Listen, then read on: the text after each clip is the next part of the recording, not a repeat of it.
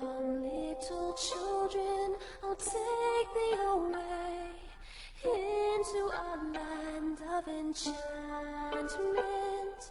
Come, little children, the time's come to play here in my garden of shadows.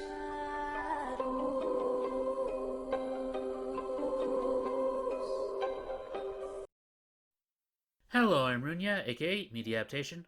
And I'm Ada. And welcome you back to Moderation, where all media is fair game.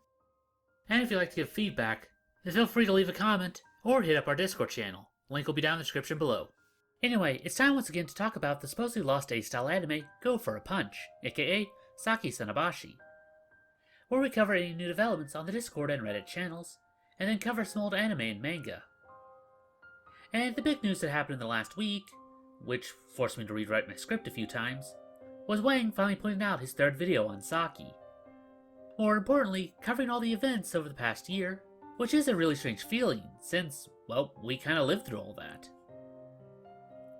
The wonderful train wreck that was Saki OP, though glossing over his real toxic behavior, which they demonstrated after the fact, which firmly cemented them as a troll, and Celia wrote his posts debunking him, which then led to the hacking of the first Discord channel, before the other one was made, as well as the other Reddit, where we frequently post. Also neat to see Abel and Star also get a shout out.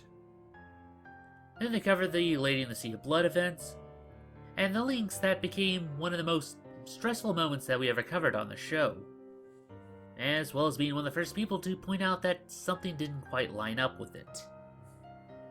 It was nice to see Wang actually taking a neutral stance, even though he did draw the same conclusion.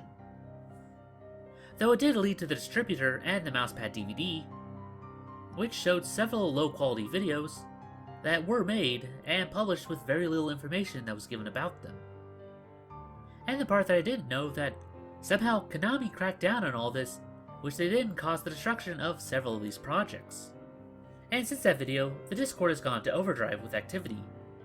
So let's go over to the Reddit to see if we can make sense of all of it. Let's see, we have someone looking into Italian and French streaming sites for anime, another uncovering Film Corps and looking into similar projects as Lady in the Sea of Blood. The next one googled anime gore bathroom and found this link to bestgore.com, but sadly that site has been down for the past 2 days since he started looking. And the next one asked if anyone looked into the possibility of light novels, again citing When They Cry. Well, the possibility is there, and I don't believe anyone actually looked there before, so why not? Have at it.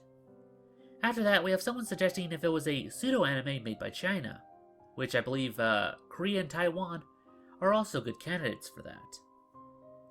And that was all the posts just made today, weeding out the other ones that kind of repeated themselves. Since the Wang video, the Reddit has jumped from around 100 to 1700 as of writing this video, in the span of just a few days.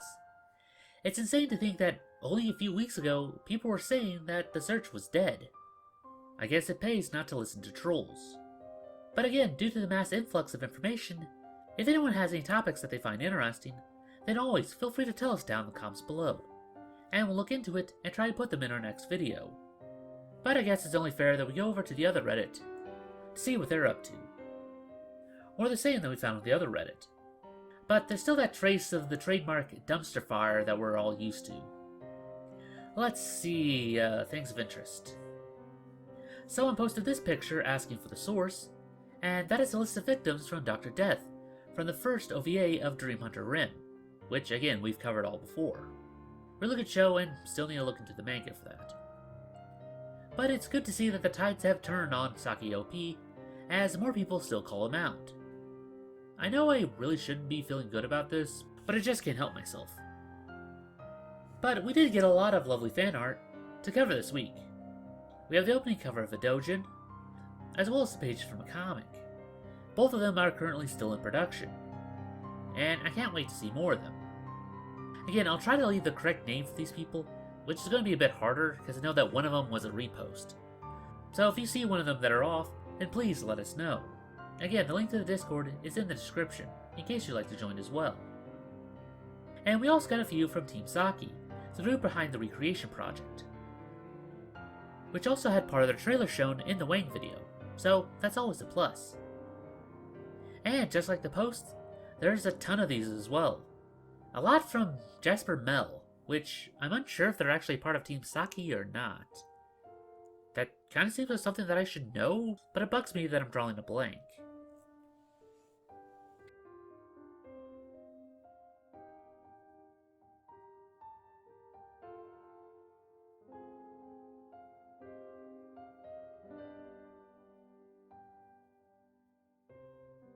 And as for anime this week, we have 1993's Mermaid Scar, the sequel to the one that we watched last time.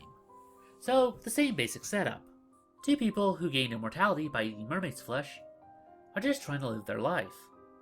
While they're at a new island, they hear whispers of a woman who's in a boat crash and was badly burned, but only a week later was perfectly fine. They go there and swap stories, and find out that it was her adopted son that gave it to her, during the events of World War II. But for some reason, it's starting to lose its effect, with each time taking longer for her to bounce back, meaning that she probably wasn't given a full dose. And speaking of which, the kid, who's older than our maid by a few hundred years, fed it to our maid, but she became a lost soul. Again, the success rating at this is only about 10%, given all the cases that we've seen, and it leads to a nice action sequence. So, long story short, the kid is evil, and tries to kidnap our girl, as he needs a partner since mommy is dying. And we also learned that immortals can heal from just about anything, with the exception of losing their head. So again, he tries to kill our main. But after a lot of back and forth, he decides to cut his losses, and just burns the place to the ground, which would also kill them. Wow, someone in this timeline really needs to redefine what the word immortal means.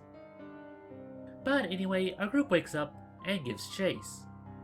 Our kid took his stash of mermaid flesh, but then gets run off the road, and the car bursts into flames. The flesh gets destroyed, but there's no sign of the kid, and with the absence of bones, I'd say that he made it out alive. There is a series that was made after this one, but I think we'll have to cover that at a later date. And as for our adult animation for this week, we're going to have to take a rain check on it in order to get this video done. But don't worry, we're still planning on doing some extra videos on some of your more requested topics that you guys have been asking about. So look forward to those. And to end our video, again we're going to look at the works of artist Shin Mu. And we're still covering his selection that didn't get translated over, so take it as it is. And our first one is called Flower Fortune Telling Story. And, like the name suggests, it's about a pair of girls, and one of them finds a pretty flower. And a friend asks if she could use it for the fortune telling game. You know, the he loves me not kind of thing. She gives it over to her, and she starts removing the petals. But instead of doing it normally, she asks if she's going to get killed, or will she die in an accident. Her friend is taken aback by this, as she slowly removes them one by one, repeating the two options.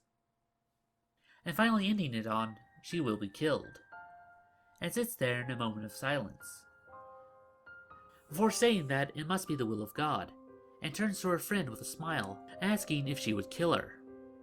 Okay, less graphic than some of the others, but still has that dark edge to it.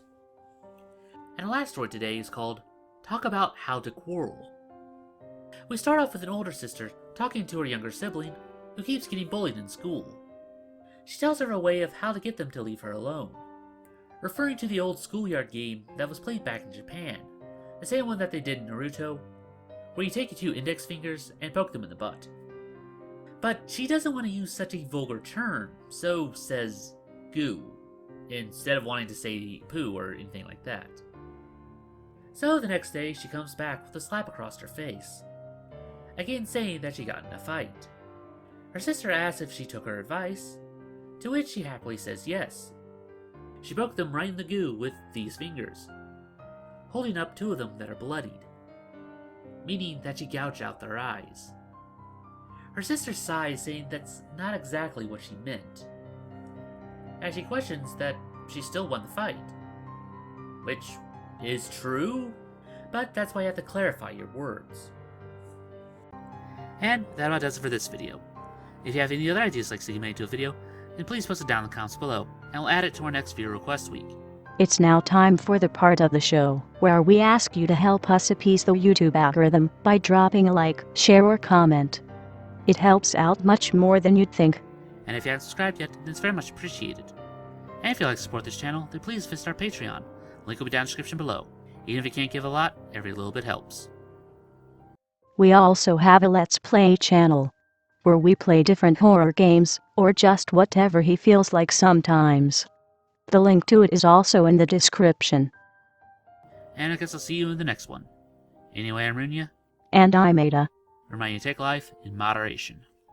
Weep not, poor children, for life is this way, murdering beauty and passion.